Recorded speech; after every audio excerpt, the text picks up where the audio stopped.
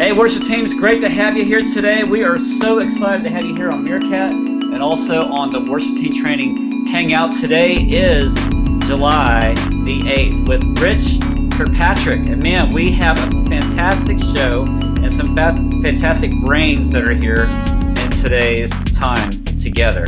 So we're excited that you are back to join us. And today we're talking about creativity and worship. As you have seen, we got a lot of buzz over the past week, Monday, about creativity and worship and how we are not to be playing copy-paste worship. Rich actually wrote an article about that, so I had asked him if we could use that title because I thought it really just hit home. Be sure, before we begin, coming up later on this month and next month, we have David Stein, a good friend of Swift. He's going to be coming on. He is has his own radio show, morning show in Atlanta, and that's going to be fantastic to have him to talk about worship behind the board. Also, our part 2 with Ross King, as well as Chris Bancher, Chris from Canada, as the whole Twitter world knows him to be. So, awesome group of dudes, and we are excited you joined us here. Thanks for following us on Facebook, Instagram, Twitter, Google, of course, YouTube, and we thank you guys for your support and look forward to further commenting with you. If you have any comments today or questions about today's show, be sure to hit us up at WorshipTT on our Twitter. Also visit us, Worship Team Training, on Facebook, and also our .com site. So without further ado, let's go ahead and introduce our special guest today. With over 20 years as a professional musician and creative leader, Rich Kirkpatrick has worked as an associate pastor, ministry division manager, I don't know what that means, church planner, communications director, worship leader at various churches, and small churches to mega-size, from campuses to church plants. Back in March 2012, he released a 5-song EP titled Drink the Divine, of all original material. Rich's songs are also published with Epic Stash Music, ASCAP, and also he is the author of producing this wonderful, wonderful book in 2014 called The 6 Hats of a Worship Leader. If you haven't checked it out, you really need to check it and read. It's available on Amazon.com, Kindle, or iBooks as an ebook. And you can also catch Rich on his award-winning blog, rkblog.com, and also follow him on Twitter, rkweblog. Wow, without any further ado, let's have a warm welcome to Rich Kirkpatrick. How are you, Rich? Hey, I'm doing good. Doing great. That was kind of wow. Intro. I do my best. In fact, you probably had the longest intro of the season. How does that feel? It seems like I need to call an editor into action here. It's longer than Tony because usually I just say, "Hey, what's up, Tony?" and then we just go back to Timmons. So today you're going to be playing Timmons and Rich. Can you do multi-personalities in the same show? I sure can, because I think I have the Timmons glasses, and then I can do the 6 hats. Oh, nice. That's awesome. See how it works. That's awesome. Well, hey, thanks for joining us today. Tony, always a pleasure, my man. The brain behind the show. How are you? I'm good. I'm not sure what that means, but I'm good. It's roll with it. Yeah. You're behind the show. You got the brain. I find that offensive. Yeah, I'm not following. And I'm offended for Swift. Okay, I mean, because you should have your brain should be large enough for that capacity to withtain. Well, yeah, I'm not getting it. So, Swift, how's it going today? How you doing? I am well. How are you doing today, Sal? Very well. I don't know where that voice came from, but it just came out. I find that offensive. We offended him twice. We're doing pretty good today. Yeah, that's right. No, I'm happy to be back with the show, man. It's been a minute. I've been traveling a lot and working, so yeah, that's a blessing, but it's good to be back here with my friends and a new guy named Rich that has this great resume, man. Phenomenal. I'm impressed. I thought you were going down like he has this great mustache. That's where I thought you were going. That is true. I told him earlier it's glorious. You can hang the hats on it. The 6 hats, you can hang it on there somewhere, like little hooks on each side, like 3 and 3, maybe. Small hat. All right, we're out of time. Okay. Oh, All right. So there thanks for you joining go. us today. We'll see you back next. The Okay. brains behind it. Oh Anyway, my. great to have you guys on the show today. Good to have you back today, of course, Swift. We miss you. Glad that you're here. Stephanie, keep her in your prayers. She's kind of feeling under the weather today, but we'll have her back next time. Tim Timmons, hey, what can we say? Making fantastic music in the studio. But let's go ahead and get right to today's topic, because that is the reason why we're here. And we're talking today about creativity. It seems like we're in this crisis of, or for, originality.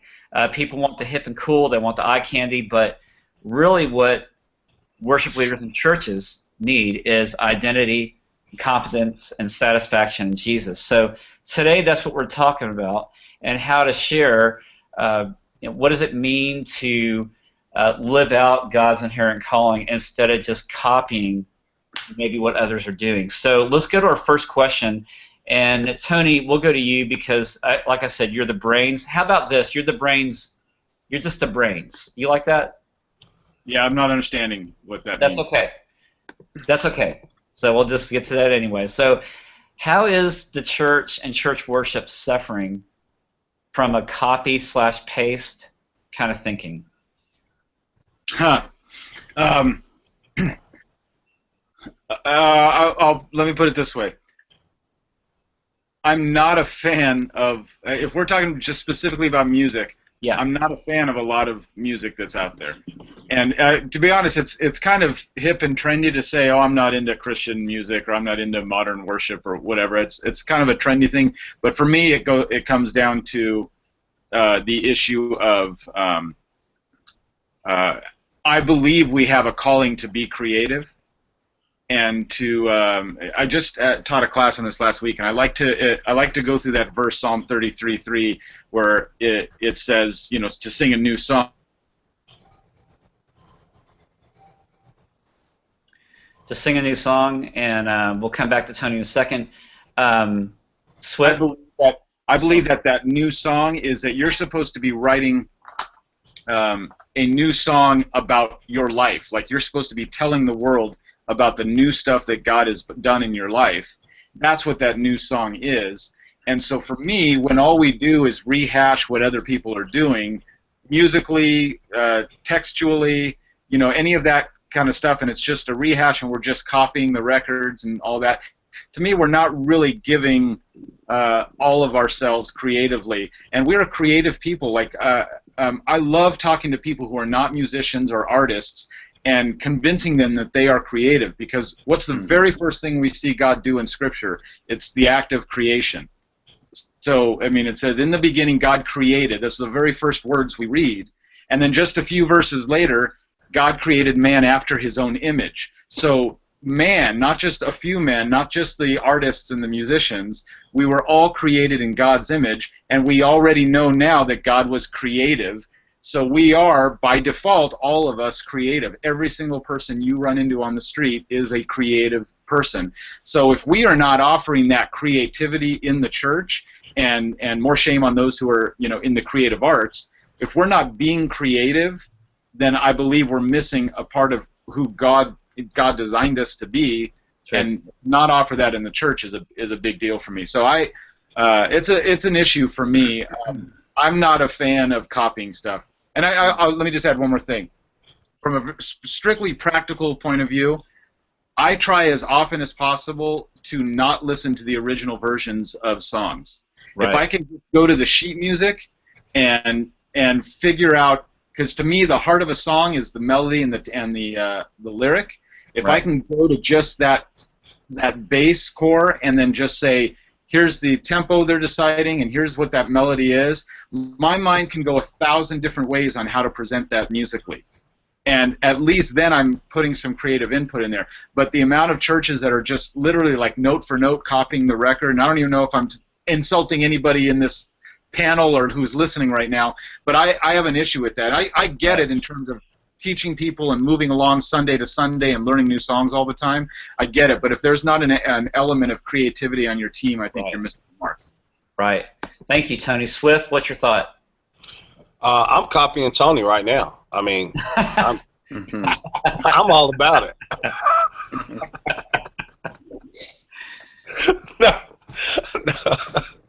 No, it's hard to disagree with what Tony's saying. Here's why. Because everything he said is facts. We are designed to be creative, and especially in the arts or even in worship or whatever you're doing. You should really do everything to honor God in every way. And the first step to that is being what you are, first of all, as a creative human. And so, to me, we have tendency to that happens a lot in ministry. And as I was reading those questions, I was thinking about, man, I found myself being caught up in that vicious cycle sometimes, because you're moving from Sunday to Sunday, and where it's like you've been learning these songs. And I recently just had a meeting about that and was like, look, guys, we have got to change the way we're doing things. We need to be a little more creative, even if it's just a small nuance added to some of the music. It's nothing wrong with doing the way the music is. And if you're doing a Chris Tomlin song or a Christian Stanfield, whoever it may be, or Rich, Kirkpatrick song, whatever it may be, still you can add a little spice of it, of what you got to create in that. So that's how I feel about it. All right, awesome. Thanks for that. Rich, man, you wrote a lot about this and still write a lot about it. What's your view on the topic? I think, to preface it, you see when you're younger or less skilled as an artist, you start, you copy, and you have to. How do you learn something without taking it apart? I played every one of Bach's chorales during 1 year at music school, probably almost every day, and I learned voice leading pretty good from that. Yeah. I had to copy that. Yeah. I had to learn. I had to start. So I think part of the crisis is there's a lack of training and a lack of investment in how to create and the fundamentals of what it is. So we're reverting to trying to get things done quickly in our pragmatic, church world. We say you have 7 services some of these, young worship leaders have on a weekend, right? And your entire time is involved in production of content. So your content has to just match that. So part of the crisis is the expectation of that without the development. So that's one of the issues, is that, in order, for me to grow out of that, I have to, know that, have more than the pentatonic scale, for instance, to improvise on. What other things are there? But I have to learn what that scale is first. Instead of that, it's easier for someone to tell me, here's the notes you got to play. And I think that's a practical issue. From the philosophical issue, I think we value the immediate so much that we're not willing to invest in the human. And the human takes time to develop. That's People right. require development, and we as a people talk about discipleship in small groups and all these things, but really what we want to see is something quick and dirty and fast, and it looks great and everyone's impressed by it. Then we move on from that to the next thing once that's worn out. What we're forgetting is that people make these things. People create the experiences on a weekend. These worship leaders, these men and women that get up there to lead, and they're not being given the leadership and the environment to thrive in that. So who's thriving in that is, let me just grab whatever tool I can, drag whatever track sweetener I can put on the click track, drag whatever sound that would sound successful to get through this weekend, through the series, and that's basically how we equate success. Right. And so I think that's what the two issues from the side of practical, where we're not training people enough, is just the practical skills of what it is to create, and then also philosophically, we don't really value the long-term arc of leadership. Yeah, I love what you said. What I want to know also, going into our second question, because you talked about this convenience thing. How do we, as far as time and we don't have enough of it and you're new, that kind of thing, how do we strive for identity over convenience? Oh, you're asking me that question? Yes. So Brandon, I think it's really difficult to first of all, it's a theological issue. I think. In what Is way? if you believe, well, if you believe in a scorched earth theory, that basically everything's apocalyptic and your whole drive for everything you do in your church is it's going to burn anyway, then just take the issue of like the environment. We don't need to save the earth then because it's going to burn anyway. But if we look at Colossians, where it says the whole earth in all of creation is groaning to see itself redeemed, then we have a different view of art, different view of things that live beyond ourselves. Martin Luther said, "What if the world were to end today? What would you do?" And he said, "I'd plant a tree."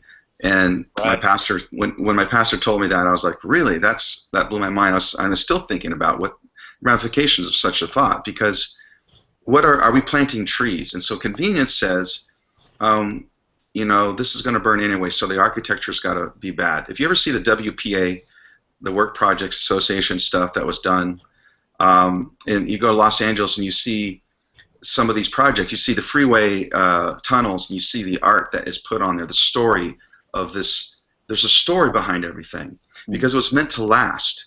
It was meant to be there. So convenience means you don't have an identity, back to the question. It means that you're not willing to think of how I'm passing on something. And in my book I mentioned 2 Timothy 2:2, which basically says we're to entrust in others who then entrust in others. So that requires a certain kind of investment. And I think part of the problem here is we're not seeing that as value. We don't value passing on a legacy of what we do in all areas, but especially I think in creativity, because it's something it's kind of just a utility. It's not something that we're really passionate about. Yeah, that's good. Swift, what's your thought on how do we help the church, worship teams, and leaders in that same realm of learning about identity, especially through Scripture? Well, first I want to say I love Rich, man. Golly. Thanks, man. Love you phenomenal. too. What was the question again? I'm sorry. I think I got a man crush on Rich. Yeah, basically your thoughts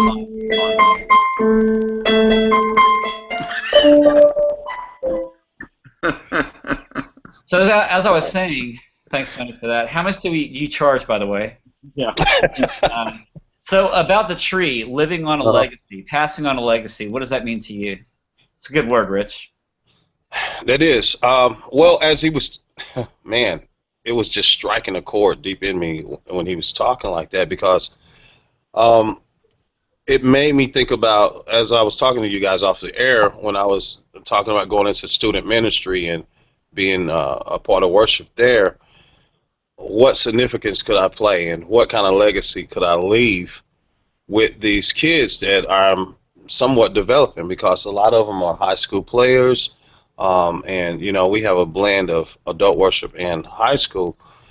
And so I started kind of redefining how I was approaching starting worship by starting off with devotion and centering everything around Christ, which should be normal.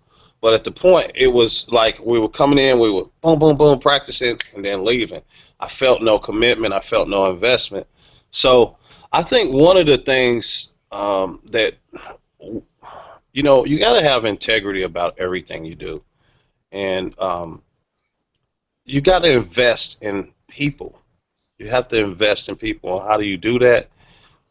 You just really listen to what's going on in their life, give them a moment to speak and talk, and not so much as always teaching, but you can teach by listening to and reinvest back into that, if that makes sense. Yeah, it does. So that kind of is on the heels of nurturing the creativity and nurturing that legacy.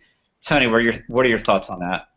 Well, I too love what Rich said. A couple things. One, I think true identity comes from true authenticity, and I don't think that you can be authentic if everything you're doing is simply copying others. Yeah. So I think you can't find your identity and just you can if your identity is being a cover band, then you can. Yeah, no, that was something Rich said too. That's good. But that's that's why I talk about songwriting and songwriters as being the only altar builders, because songs are built like those bridges Rich was talking about, or monuments. They're built to last forever, even beyond the songwriter. And those are altars. Writing a song is an altar, and so I think there's great value in that, in thinking long term. I remember reading one day Paul. I can't remember the specific verse, but where Paul's writing in his letter, I'm gonna go to this city, and then I'm gonna go spend some time in this city, and then in this city, and then I'll go see you. And I thought, in our way of thinking, I can go to 5 different cities in one day and meet this person for lunch and that person for dinner, and I can do all these things in one day. So that kind of text, we read that, and it doesn't faze us. Or we can fly. I can go have dinner in New York tonight if I want. Yeah.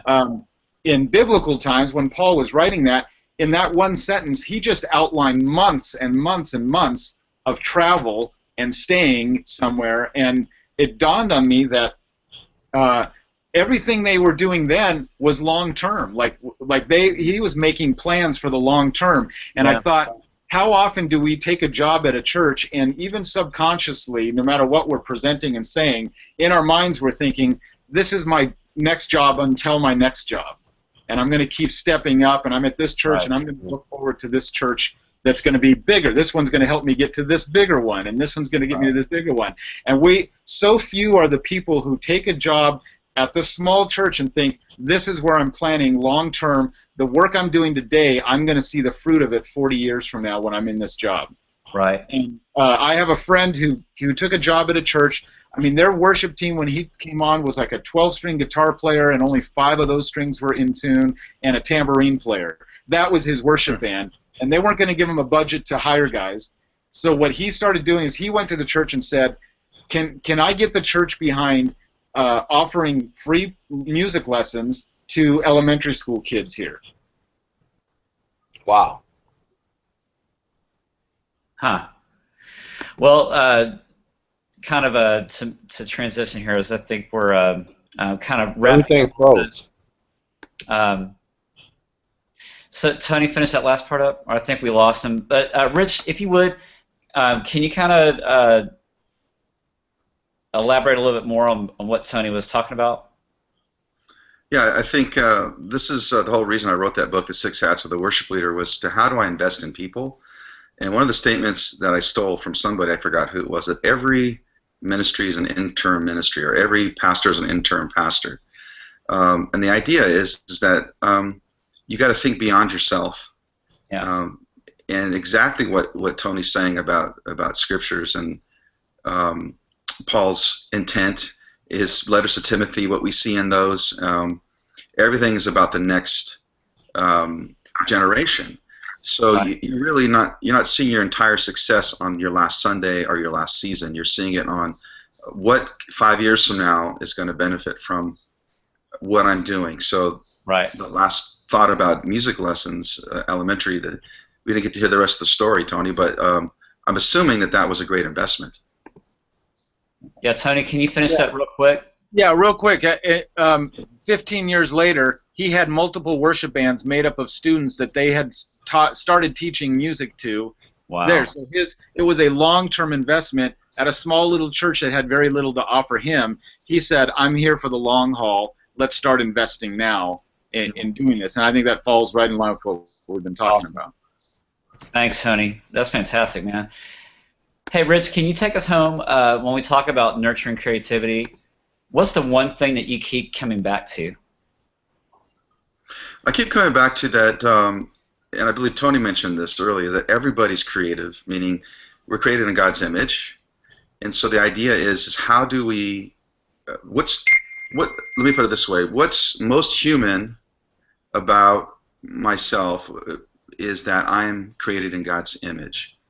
And so if that is true, those of us who are creatives in the sense of professionals or trained, our opportunity is to basically demonstrate that in a visible way to other people so that in their vocations, whether it's being a dentist, for instance, they can be creative at their vocations. And so really, part of what we do in serving worship in the church has to do with being in touch with that that idea. Now, if we just think that we're just there to illustrate something, or we're just there to get numbers in the door, butts and seats, the offering up, or whatever, by how great what we create is, then I think we're going to really fail ourselves and our church, because we're not investing in that. And so basically I think we have to buy into that idea that what is it about us that as people that we need to value. And I think if you value people, you're going to value creativity. You're going to value the fact that this is what we're designed to do. We're designed to work. And so for a musician, that's part of who we are. Yeah. Yeah. Good word. Yeah, good stuff, man. Awesome. Well, guys, we're running out of time. We ran out of time, unfortunately. Tony had to jump. Lost Tony. So do we. So we hate to make this short here, because we're getting into some really good stuff. And Rich, I just love your heart, man. I love where your mind is at, and just the theological aspect. And I knew we got connected again, I think through Bruce Adolph wanted us to connect with each other. And then after that, I don't know what happened, but we got a hold of each other. And it's only been a short time since we spoke, but I just really love where you're at. So, I mean, thanks for coming on today and sharing your heart and sharing your experience with us. It's been my honor. Thanks. Awesome. Phenomenal man. And phenomenal. Meeting you, Rich. Thank you, too, as always, brother. Great to have you back on the show. Missed you. I love being a filler. That could have come out in so many different ways, but I'm glad it was only that one. So, guys, hey, thank you so much for joining us today. We're glad that you stopped by here at the Worship Team Hangout. Be sure, coming up, we have David Stein, a radio show host from Atlanta. That's also an audio lead engineer. He's going to talk a lot about worship behind the board. Also, and be praying for him too. I just want to say, be praying for him. His wife's father-in-law was in a diesel fire, and 60% of his body got burnt. So we've been praying for him. Wow. Okay. Across in Atlanta on the radio station and everything. So I want to send that out. All right, you got it. Thanks for that, Swift. We'll be remembering David in our prayers for sure. Also, Chris from Canada is coming up, so it's going to be awesome. Happy to have Chris as well. So I know Chris is probably watching, so thank you guys. And again, thank you for joining us here. Be sure to hit us up, Twitter, @WorshipTT, also on our Facebook page, Instagram, Google, and of course, worshipteamtraining.com. If you'd like us to put together a workshop that would instrumentally help your team with hands-on practical training or mentoring, and our upcoming university program, check us out, worshipteamtraining.com. Guys, thanks so much for joining us today. Great to have you. We love you, and see you back at the next Worship Team Hangout. See ya.